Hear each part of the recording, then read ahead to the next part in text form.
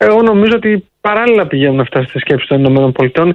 Έχει σίγουρα προτεραιότητα άμεση το ζήτημα της ένταξης της Σουηδίας και της Φινλανδίας, γιατί είναι κάτι που ενδιαφέρει πάρα πολύ την Ουάσιγκτον και για το οποίο πιέζουν όσο μπορούν την Τουρκία, αλλά δεν νομίζω ότι ποτέ εγκαταλείπουν και το άλλο. Δηλαδή την προσπάθεια εκτόνωσης της έντασης ανάμεσα στην Ελλάδα και στην Τουρκία, την προσπάθεια συμφιλίωσης, την προσπάθεια να μην υπάρχουν έρηδες μέσα στο ΝΑΤΟ, γιατί και αυτό είναι ζήτημα, είναι το νατοϊκό. Επομένως, όλα αυτά με έναν τρόπο συνδέονται μεταξύ τους.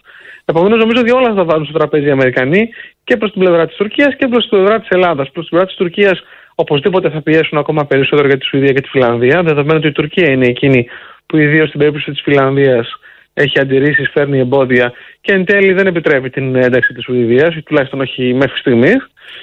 Ως προς το άλλο ζήτημα, παρενέσεις προς τις δύο πλευρές, Ελλάδα και Τουρκία, να χαλαρώσουν λίγο την ένταση κτλ. Σίγουρα θα υπάρξουν, με τη διαφορά ότι εδώ υπάρχει το εξής ζήτημα.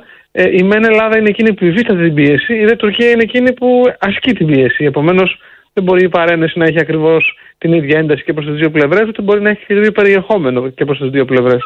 Νομίζω ότι είναι αντανάκλαση του ενδιαφέροντος που υπάρχει για τις ΗΠΑ και για την Ανατολική Μεσόγειο, αλλά και για τα ζητήματα της ευρύτερης γειτονιάς μας. Σε αυτά βάζω μέσα και την Ουκρανία και τον πόλεμο που σχεδόν ένα χρόνο πια εξελίσσεται εκεί μετά τη ρωσική εισβολή.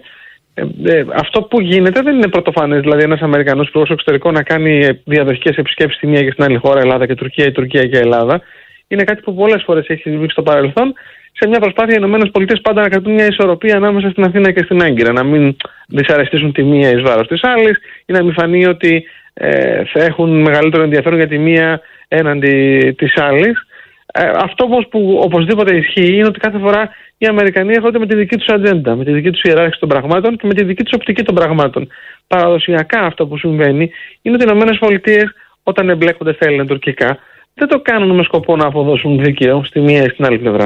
Δεν τους ενδιαφέρει αυτό. Δεν τους ενδιαφέρει δηλαδή αν κάποιος έχει δίκαιο ή κάποιος έχει άδικο. Εκείνο που τους ενδιαφέρει είναι να μην υπάρχουν κατά το δυνατόν εντάσεις στη σχέση της Τουρκίας με την Ελλάδα και πολύ περισσότερο να μην υπάρξει μια ένοπλη ρήξη ανάμεσα στις δύο χώρες, διότι κάτι τέτοιο απειλεί τη συνοχή της νοτιοανατολικής πτέρυγας του ΝΑΤΟ και είναι κάτι που οι ΗΠΑ πολύ περισσότερο στη συγκεκριμένη συγκυρία, με την αναταραχή που υπάρχει λόγω της Ρωσίας, δεν θέλουν να το διακινδυνεύσουν. Έρχεται σχεδόν στην επέτειο της ρωσικής εισβολής και αυτό έχει μια σημειολογία. Δείχνει το πόσο ο ίδιος είναι αποφασισμένος να συνδράμει την Ουκρανία. Εν πάση περιπτώσει, αυτό το μήνυμα θέλει να περάσει, φαντάζομαι, στον υπόλοιπο κόσμο και πολύ περισσότερο στην ίδια τη Ρωσία. Δεν είναι κάτι το οποίο θα περάσει απαρατήρητο και από την άλλη πλευρά. Όπως δεν είναι κάτι το οποίο είναι συνηθισμένο. Έκανε μια δήλωση ο Μετβέντεφ ότι στηρίζει τους νεοναζί και κάτι τέτοια, εντάξει.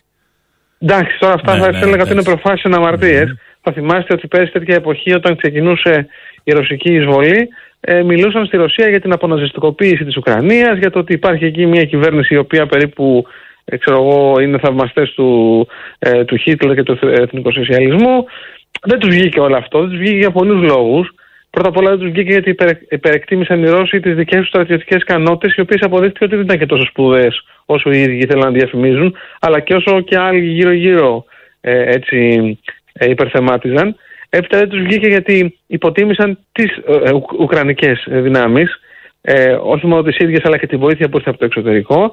Υποτίμησαν επίσης, θα έλεγα, την ουκρανική κυβέρνηση, γιατί νομίζω ότι πίστεψαν ότι θα διαλυόταν αυτή ξαφνικά στα εξών συνετέθη και θα μπορούσαν να εγκαθιδρύσουν μια πιο φιλορωσική κυβέρνηση στο Κίεβο, η οποία θα έκλεινε το ζήτημα όπως και δεν υπολόγισαν καθόλου και την αντίσταση που θα πρόβαλε ο ουκρανικός λαός. Αν σε αυτό τώρα προσθέσουμε και τη διεθνή ενίσχυση που έλαβε η Ουκρανία, όχι μόνο με τη μορφή κυρώσεων που επιβλήθηκαν στη Ρωσία, αλλά υλικού που δόθηκε, στρατιωτικού υλικού και άλλου υλικού που δόθηκε στην Ουκρανία, έχουμε το puzzle του πώς μια επιχείρηση που στην αρχή σχεδιάστηκε για να διαρκέσει, φαντάζομαι, μερικές ημέρες, το πολύ πολύ μερικές εβδομάδες, έχει κρατήσει έναν ολόκληρο χρόνο και η Ρωσία δεν μπορεί να κλείσει τον πόλεμο με τρόπο εντυπωσιακό, δηλαδή με καθαρή νίκη που θα επιβάλλει τους όρους της, αν όχι στη διαπραγμάτευση, οπωσδήποτε όμως στο πεδίο της μάχης.